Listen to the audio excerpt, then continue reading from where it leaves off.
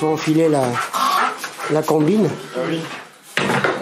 On se lève à 5h30 matin. Ben, depuis que je suis installé, moi je me suis installé en 1997. Ouais.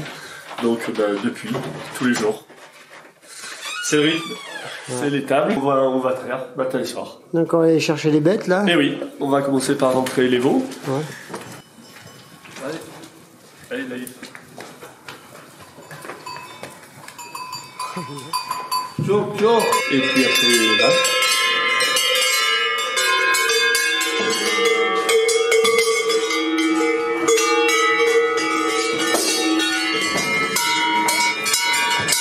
Depuis l'âge que je fais ça, depuis l'âge de 20 ans par là, 18 ans. Ah ouais, tous les matins. Tous les matins, je vais au match. Alors, la grand-mère, elle est de bon matin aussi. Vous êtes aussi, vous aussi, c'est... En fait, vous avez jamais pris la retraite, quoi. Non. Tout ça, ça se passe dans le calme. Oui. Calme et la bonne humeur.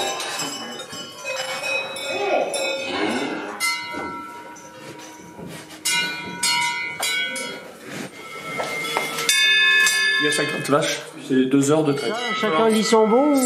Non, moi je m'occupe principalement de la traite. Après, ma grand-mère et mon père ils s'occupent des veaux principalement et le grand-père aussi s'occupe des veaux. Lâcher le veau, laisser téter un peu, l'attacher à côté de sa mère, faire la vache et redétacher le veau. Voilà. On peut remonter jusqu'à quand, là, la Ferrérol en croûte? Le petit-fils, ce sera la 5e génération de vache salière. Voilà, comme à la maison Ferrérol, je sais pas, je pense que ça a toujours été ici. D'accord. Depuis des siècles. Et toujours la salaire retraite. C'est ça, on est dans l'univers de la salaire retraite ici. Exactement. Ouais, c'est une relation presque intime, je dirais. C'est la famille, quoi. Les vaches, c'est la famille. Le contact avec les animaux, on ne peut pas l'avoir plus que dans ce système. Et toi, Clément, qu'est-ce qui te plaît le plus? L'ensemble. C'est vrai. Oui, la tradition de faire comme ça. La race, on n'aime pas ça avec les autres races. Aujourd'hui, on boit de lait avec des races laitières spécifiques. Parce que le veau, il en ramasse un peu. Après, le veau en ramasse un peu, bien sûr, surtout quand il est petit, parce qu'il a que ça pour vivre. Donc, Voilà. on est bien obligé de leur laisser. Alors, on a une moyenne de combien à peu près? Il y a une détaille autour de 3000 litres par vache dans la journée, au village 17-18 litres, cumulés sur la journée. Hein. Et puis après, ça baisse au cours de la lactation. Nous, on n'a pas de village avant le 1er janvier, donc ça attaque vers le 10 janvier. 10 janvier, 10 mars, elles ont à peu près toutes vélé. Statistiquement, c'est 50-50. Ouais. Après, nous, on aime bien avoir beaucoup de femelles parce que ça nous permet de sélectionner davantage. On vend de la génisse de reproduction après, donc bon, ça nous permet de faire plus de choix. Donc génétiquement, c'est plus intéressant. Au bout de combien de temps ils connaissent leur nom, etc. Les premiers jours, quand ils sont tout petits, quand on va les appeler, quand on va les chercher, on les appelle par le nom de leur mère, on les tombe sous leur mère. Et il y en a au bout de 8 jours, ils connaissent leur mère, donc c'est un peu plus long. Mais il y en a qui appellent très vite. Il y a des fois où on en a marre. Oui, je comprends. Et c'est pas trop dur, non, quand même, de continuer à lier, quand même, les veaux, là? C'est pas les beaux. 1m22 d'envergure. Non. C'est la mère d'Oslo, ça. C'est la maman de... Oslo, le taureau qui était au concours à IFA. Bon, il y a toujours une noire dans le troupeau. Ah ouais, il paraît que c'est un porte-bonheur. Alors il faut pas se couler du bonheur pour si peu. C'est beau de voir la continuité. Ah oui.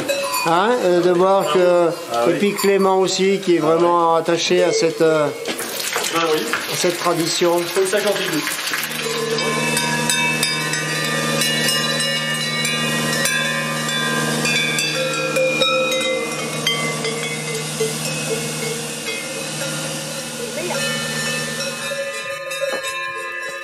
Et donc là, elles vont aller de l'autre côté de la route.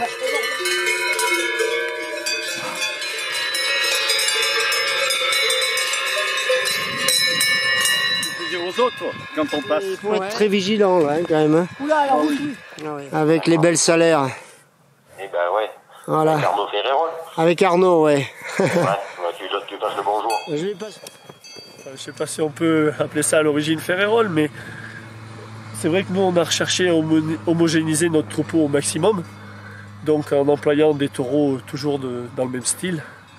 Pour revenir un peu sur l'historique de notre sélection, si tu veux, avant qu'on soit inscrit au Airbook, déjà, il y avait déjà 2 générations, je dirais, 2 générations d'hommes que la sélection était engagée, puisque, si tu veux, mon arrière-grand-père, Michel, avait déjà commencé, lui, à sélectionner le troupeau. Si tu veux, ce qu'il faisait à l'époque, il allait au foire à Brion, et quand il voyait une vache salaire qui lui plaisait, il l'achetait. Il l'achetait pour introduire des nouveaux sangs dans notre troupeau et pour essayer de créer un cheptel de souche avec des vaches qui correspondaient bien aux caractéristiques de la race des vaches racées et laitières bien sûr à l'époque, parce qu'à l'époque le lait c'était primordial, c'était la principale vente. Voilà.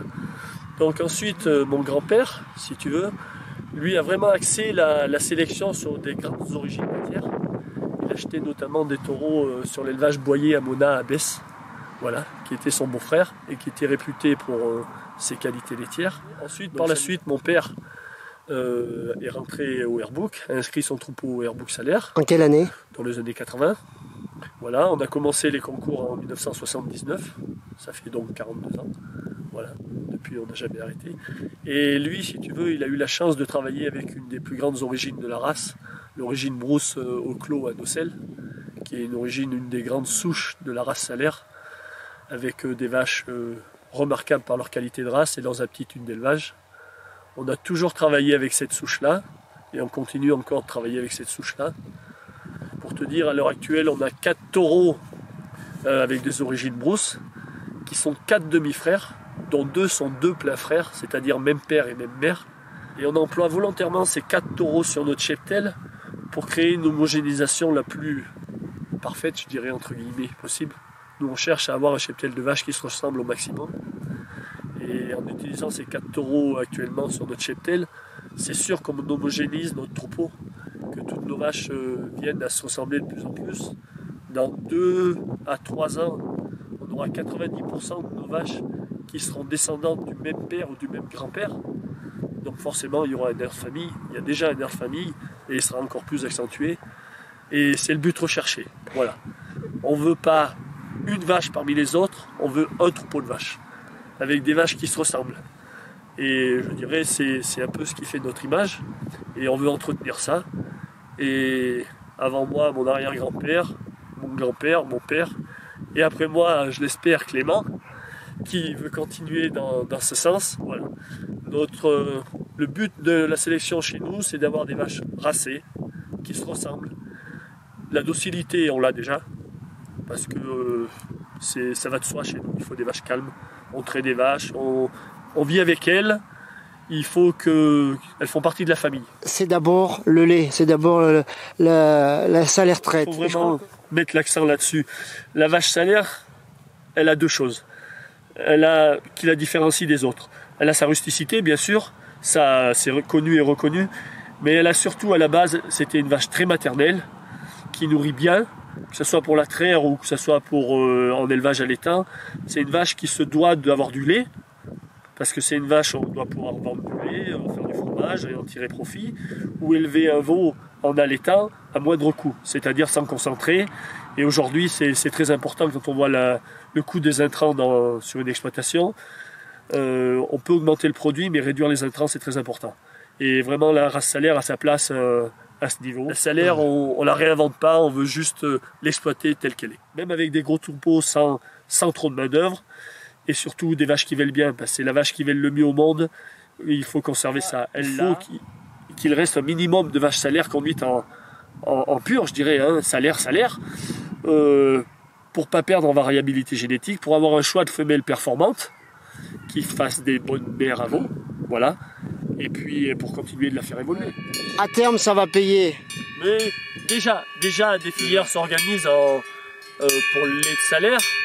On a des exemples en salaire tradition qui marchent très bien, d'autres fromages comme l'acajou, comme le salérac. Un projet à l'heure actuelle d'un petit atelier, on est 4 producteurs pour le moment, un petit atelier avec un projet qui a été porté par la communauté de communes, Sancé-Artens. Et donc c'est un petit atelier qui récoltera le lait de salaire et qui le transformera, qui va faire un produit ou 2 produits, des fromages qui ont été élaborés par par l'INRA et puis l'Édile d'Aurillac. Donc le produit on l'a, le marché on l'a aussi, et on espère que ce projet, apparemment ce sera le cas, permettra de valoriser beaucoup mieux notre lait de vache salaire et nous encourager à faire des vaches salaires et surtout créer d'autres vocations. Ici on est en race pure salaire et ça sera toujours. Oui, toujours oui. Pour le moment on n'a pas envie de changer. On veut continuer d'élever les vaches comme on les élève, on veut continuer de traire, essayer de bien valoriser nos produits, bien sûr, c'est important. Et puis ma foi, ce qu'on peut espérer c'est qu'il y en aura d'autres après nous. Et je le souhaite, et j'en suis convaincu. Et puis, je pense que là, c'est la retraite qui tirera son épingle du jeu.